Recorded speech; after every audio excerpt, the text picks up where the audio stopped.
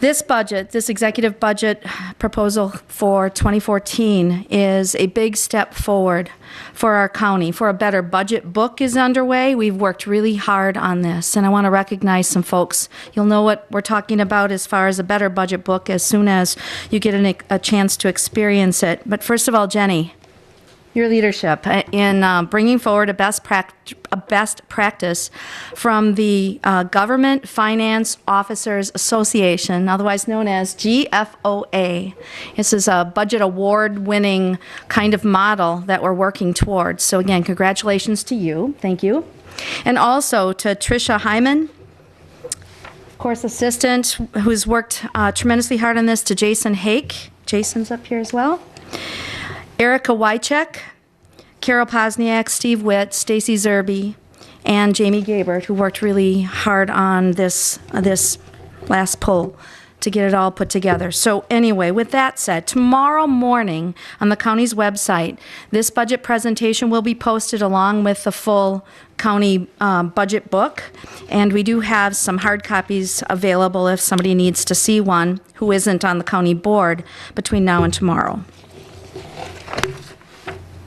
All right. This budget is a balanced budget. It maintains all essential services. It addresses performance, accountability, and transparency. And of course, anybody who comes to my office, these are the signs that are posted from day one in that office. And this budget helps us achieve better performance. It helps us move forward on accountability measures and improves our transparency. These are opportunities and issues that I am very pleased to address through this budget. By the numbers, the equalized valuation, we've got good news in Portage County. The good news is that we're going in the right direction, and that is with an increase of 1.3% to our equalized val. Over the last 2 years, you'll remember, we had negative numbers. The other good news is that our net new growth is looking up in Portage County. Instead of a fraction of a percent last year for growth, now we're 1.24%. Again, the right direction. The tax rate that I have put forth in this budget model for you is a tax rate of 5.36. This means that it's $5.36 per thousand of home value. If you translate it using a median home value of $144,400, even though there are some fluctuations across municipalities as equalized value gets adjusted, it's about a $15.88 increase over last year's taxes in the county. It includes 12 cents. That 536 rate includes the 12 cents increase that it costs us for unified dispatch in our levy transfer. We'll talk more about that in a minute. Last year's rate was 5.25. Equalized value and levy over the last 15 years. I wanted to show you this graph.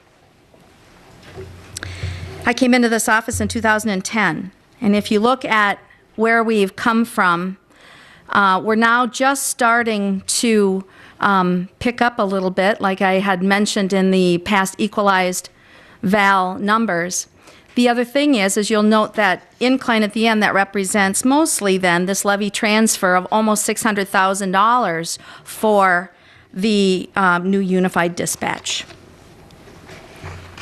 Some folks, when I'm talking to folks about the county's budget and how the county's levy works, I always bring out something on a piece of cardboard in my office which has this bullseye target on it. It's the three parts of the county's levy. We have the debt levy, we have the operating levy, and we have the countywide EMS levy. These three parts together add up to that tax rate that I had just referred to. But I wanted to lay out the details of each of these parts. So our debt is 0.46 or 46 cents on our thousand. Our operating is $4.66, and our EMS is 24 cents on that thousand of equalized val in my tax rate of 536.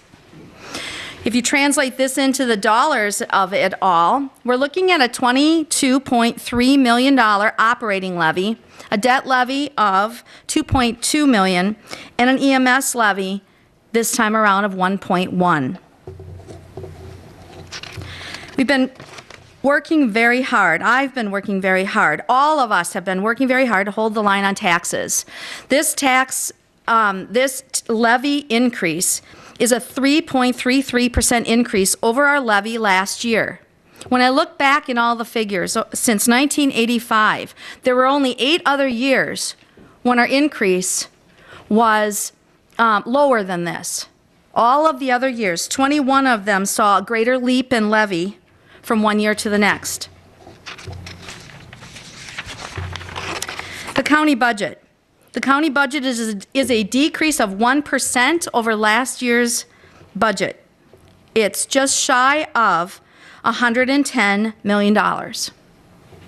The tax levy total is $25,731,728. It includes that $584,324 for the transfer for unified dispatch in Portage County. And it applies 60%, not 100%, 60% of our unused levy from last year for 2 reasons. Number 1, deferred prosecution program. It's a $20,000 contract under the DA's office. We contract with Justice Works to hold offenders accountable, to help them address their AODA or anger issues or whatever the other issues are, and save jail bed days as an integral part of how the judges sentence here, or how they give options before sentencing here in Portage County. And so, seeing that we funded it with one-time funds last year, I believe now, after we've spent another year with it, we have talked with the judges, we have talked with the DA, that this is a program that needs to be on the levy. So it has been transferred to the levy in this budget. The other part of our 60% of unused levy that we're applying is related to our enhanced 911 infrastructure costs. There are fewer landlines, more people have cell phones, and the state has passed a policy that didn't help counties very much, because we get to pick up the balance of what isn't covered under landline taxes for 911. I'm just going to say it that way. So we got in this budget to pick up $150,000 of extra expenses for enhanced 911 services. $96,511 of that expense is applied to that levy that is unused from last year, and the other part of that $150,000 is now in the sheriff's office budget. The enhanced 911 system, for anybody that doesn't know, will allow us to be able to build that infrastructure so that when there's video at the scene, for example, of an emergency, that we can stream the video and educate everybody, make better decisions faster, provide better response and communications through the whole emergency. The themes of this budget are not unlike themes last year, though they've got different threads of emphasis. Health and safety and service and strategy. Health and safety first. Children and families. Healthy aging, the healthcare center, public safety, communications, justice, and EMS are the threads that I would like to highlight. Though there are some other ones in the budget, these are the key initiatives in the budget. Children and families. This budget adds a social worker for growing child welfare caseloads. Let me give you a chart to show you the growth in caseloads. 74% increase in the number of annual child abuse and neglect reports since 2010. We're now at 750 in 2012, coming up from 2011 at 675 reports. Then, of course, once we get those reports, we need to investigate them, and that's led to the 35% increase in the number of annual investigations since 2010. So we have one additional social worker to protect our children and be accountable to our children's future in this budget. Better alignments for non-county agency funding is another key in this budget. Healthy Beginnings in last year's budget had gotten something around $140,000 of non-county agency funding. It has now got $100,000 in this budget to leverage with grants, and it will be moved into the Health and Human Services budget, and a contract will be established to create better alignment between what we do in Healthy Beginnings and what our mission is in Health and Human Services. So it won't dangle out there as a non-county agency. It will become part of assisting us in achieving the mission. Here's how it would work. Healthy Beginnings is a prevention program. It's based on evidence and research and so on. It teaches parenting skills and nutrition for families, and helps families who are volunteers in the program work through and take better care of their kids and overall, and have a healthier family experience. What we plan to do is to develop the other details here. We've had some meetings on it, but we'll have to have more.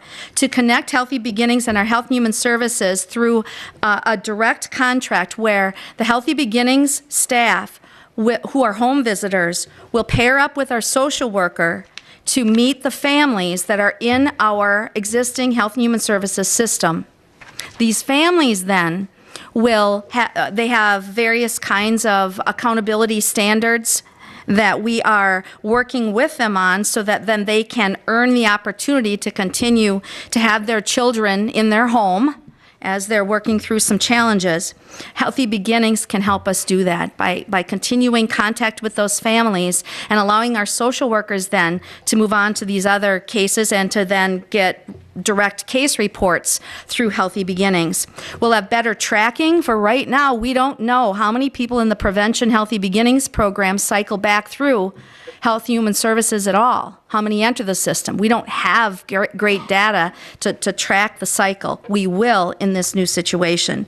We'll also have better focus on families that allow us to all be on the same page. There have been times when Healthy Beginnings staff is coming to the house when social workers are leaving the house, so this will reduce some unnecessary duplication and get us all on a concerted same page and move forward.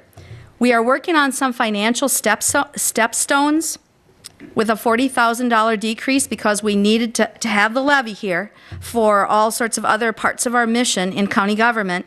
We're working on some financial stepstones for Healthy Beginnings, and anyway, we'll keep that dialogue going. I think that we have some opportunities for some one-time funds to help pick up training costs, for example, to convert the staff that work with these lower risk families to these higher risk families, for example. So we'll cross those bridges as we get to them. Healthy aging. As you know, our population is aging just like it is across the rest of the country. This budget has additional hours dedicated to boost staff support for chronic disease self-management programs and for falls prevention programs. These are evidence-based, research-based programs. We've worked on some of them with the state of Wisconsin falls experts and so on down at the UW Medical School. And we have a tremendous need ahead of us as we continue to help people age in place, live as healthy of a life as they can as they age, keep our rural communities vibrant instead of everybody having to move to town sooner, and also reducing the demand for ambulance needs and ambulance services. In 2010, our ambulance runs for falls-related needs were up 20%. In 2011, they were up 25%. And this last year, in 2012, they were up 3.5%. So we're continuing a climb, and we need to keep on it and assist families in having a healthier experience as they grow older. Falls now exceed vehicle crashes, as the most common cause of injury-related death in Wisconsin. And Portage County is going to continue to do something about it. Many of the people who fall end up in a nursing home situation, many of them shortly thereafter. And again, while we want to promote our healthcare center, we don't want to promote it for people who have fallen down and had an untimely accident in their life that hurts them, hurts their quality of life, and hurts their future and their family. The other part of our Healthy Aging initiative in this budget that I would like to highlight is the Elder Benefits Specialist position. It's a half-time position. This is one that we have talked about at the ADRC board and agree that we have too long of a waiting time for folks to get in to see an elderly benefits specialist, especially with some of the changes in healthcare on the horizon or upon us. These are benefits folks have to be able to access as soon as possible because sometimes the family's in crisis and we've got to get them tapped into resources quicker. Healthcare center, there's excellent news on this front. When it comes to its levy, when it comes to our work on quality of care, and I really want to put out my commendation to the people at the healthcare center who every day are working day in and day out toward continuing to move the healthcare center forward. During times when we came from, in 2011, $1.528 million of levy in that operation. It's an enterprise, and as an enterprise, there doesn't have to be levy in it, though one can choose to put levy in it.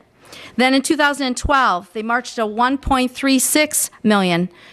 Last year, $991,000. This year's budget, we have $575,000 of levy in this budget.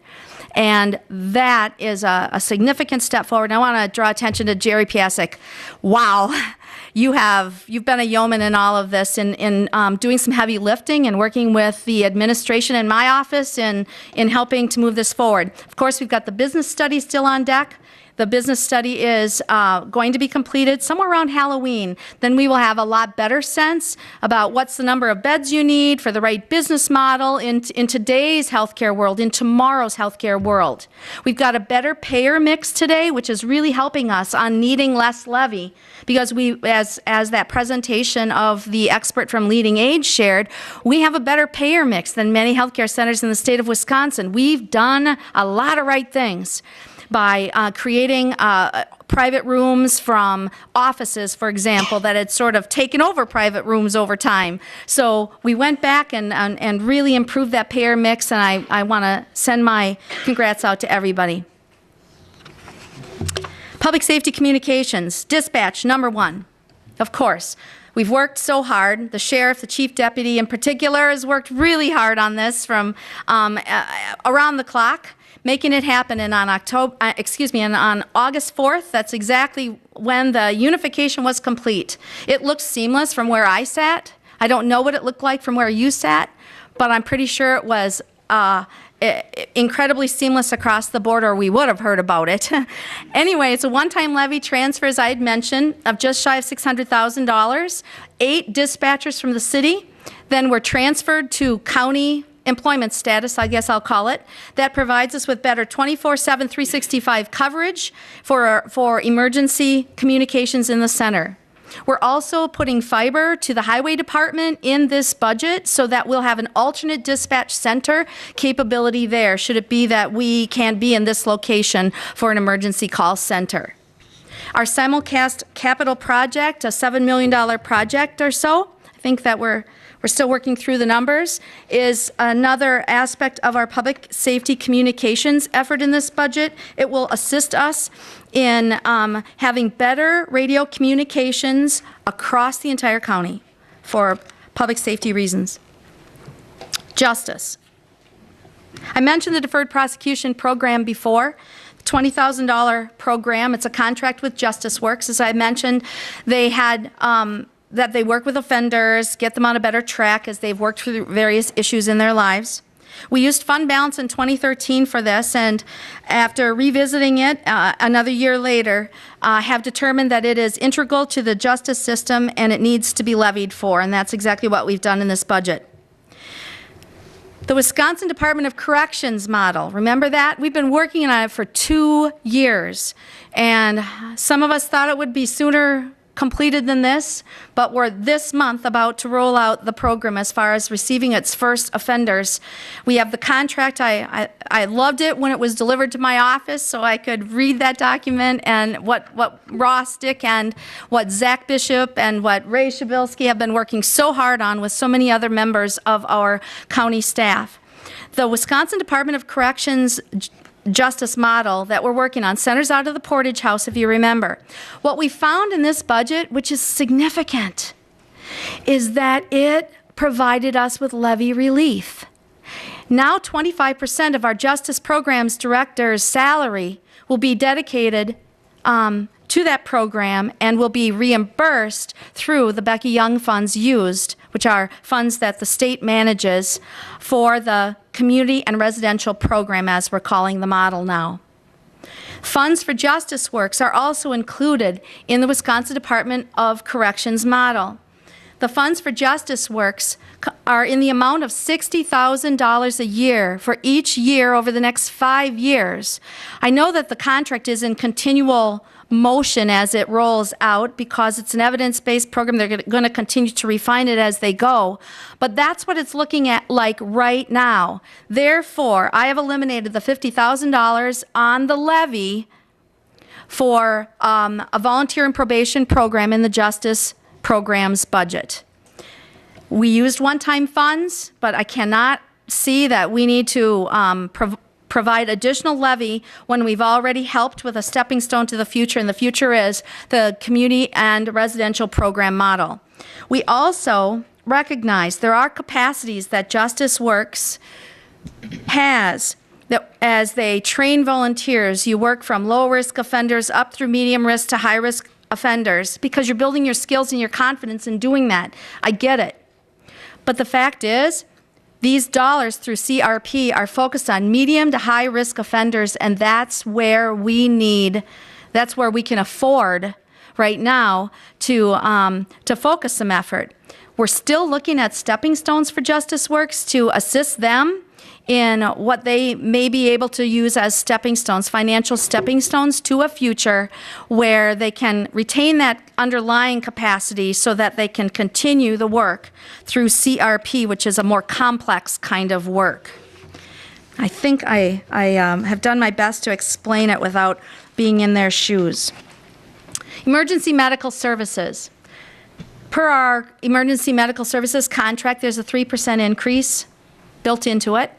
The other item that I have put in the EMS budget is $16,000 for the town of Grant. It's for savings on ambulance runs to that township. We estimate there are 75 fewer runs due to Grant covering their own. I realize that this has been a touchy subject all along.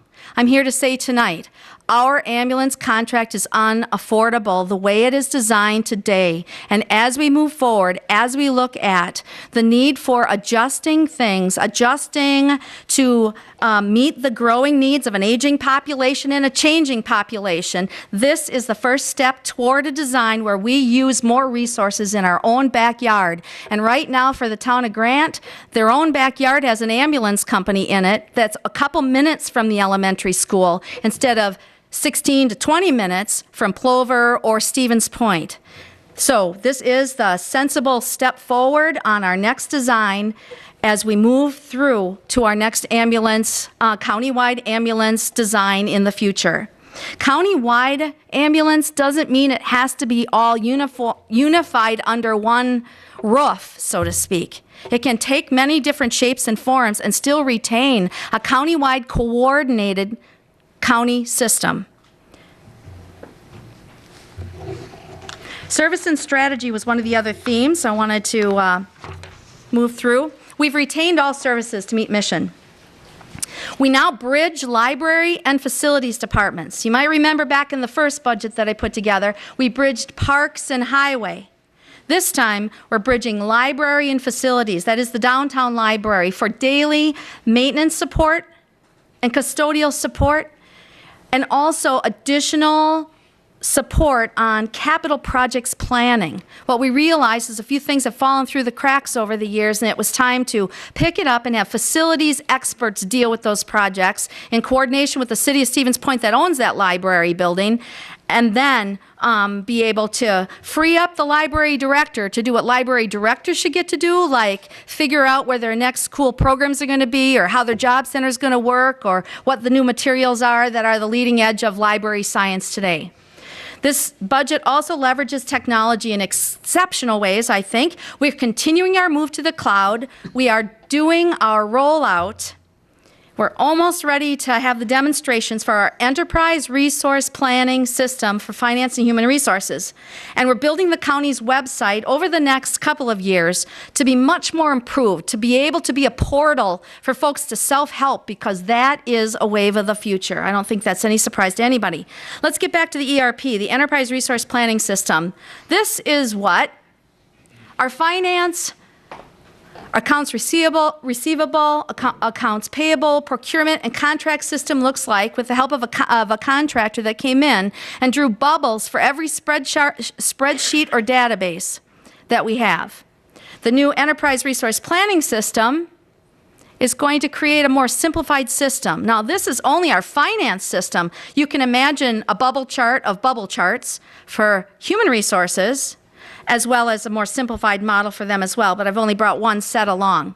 This is what we're about to roll out. This is why change management will be incredibly important in our future. You can imagine, if you're working with this, that you've got a lot of wasted resources, you've got a lot of redundancy, you've got lots of wonderment about internal controls. There's lots of things going on in this.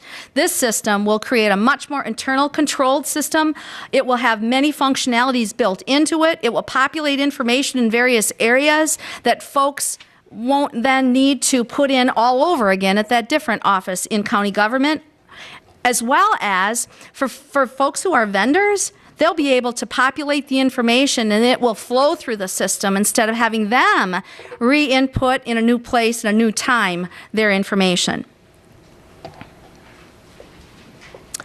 Strategy. We've added another $50,000 in operational, or to the operational levy for capital expenses as we continue to march toward our $1 million goal. You remember, we set out the goal, and I just wanted to draw your attention. The CIP funds, the capital improvement funds that were in our operating levy, that was reduced significantly in the 2010 budget before I came in here, before I was here. It was significantly reduced. So what we're trying over these last 3 years is to rebuild it. And it's a painful rebuilding. We'll make sure that we do not significantly reduce them in the future, for that didn't work out so well. And it's not living within our means as well as it otherwise needs to be. And then I've included other funding initiatives for our strategic plan. And there's a whole, is it called a tab? A tab in the budget book that is specific to how the funding for strategic planning initiatives is included in the budget itself. Let's get to staffing. We have a net increase in FTEs in the county, 9.83 FTE countywide over 2013. We added 8 dispatchers. We added 3.5 economic support workers that are grant funded. You did that. You passed that at I think it was maybe an August county board meeting, if I recall correctly. And by adding the 8 and the 3.5, you've got 11.5 right there.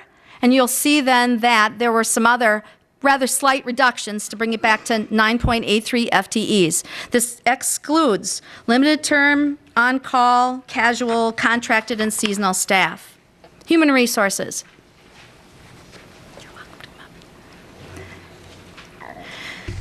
In human resources, we have designated $410,000 for compensation adjustments to meet the market needs and to make sure that we are attracting and retaining qualified employees. This is in accordance with strategic goal number 4. It plans for a 5% increase in health insurance premium, and there will be some health plan design changes likely in the new year.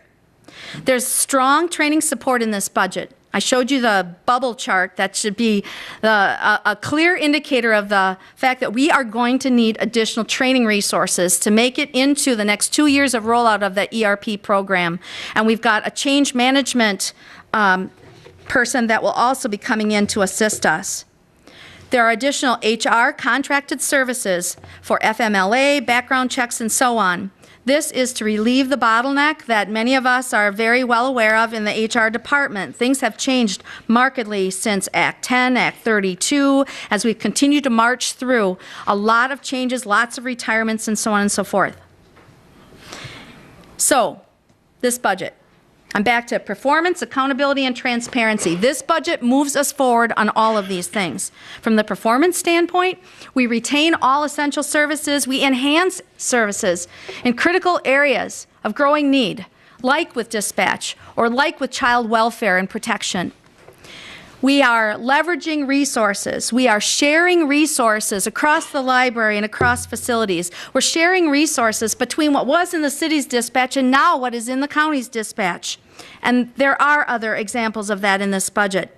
This budget is one that accentuates accountability. It's tight and balanced. It better aligns our resources. Healthy Beginnings is a great example of that.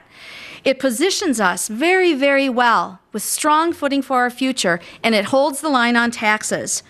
As our demographics change, we are going to be ready as a community can be. And this is not a tax to the max proposition here. It is not a tax to the max. I could have picked up another 40% of unused levy, and I did not in this budget. And finally, transparency. There is a much more user-friendly budget book, which I am sure you can't wait to take a look at, as it is the largest policy initiative that any county puts forth. So I hope that through this wiser budget book that makes it such that a person who is not a financial wizard can understand what their county's up to and what their county plans for and how they fit into the picture, then the more engaged those individuals, citizens in our community, can be in helping to shape their own destiny.